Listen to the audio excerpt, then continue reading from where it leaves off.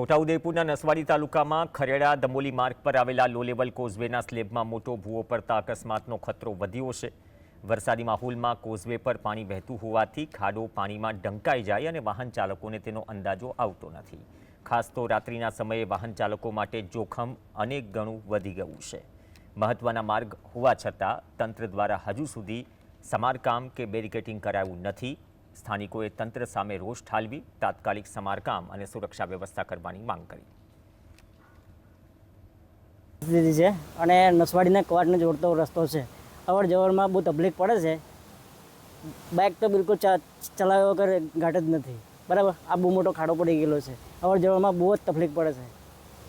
પસાર થવામાં જોખમ જ થાય, જોખમ જ થાય પસાર થવામાં, પડી જાય કેટલા જણ તો પડી ગયા છે। ખાડા મોટા મોટા છે એટલે પછી ગાડી પર જાય તો પડે એવું જ થાય। વળી અકાશ બાજુ જાય, આવવાનું જવાનું તો મોટા ખાડા એટલે ગાડીમાં જતું રહે તો પડી જવાનું, તો ખાડામાં જતું રહેવાય વગાસ હતી। આ બાજુ નસવાડી બાજુ જ જાય કહેવાય।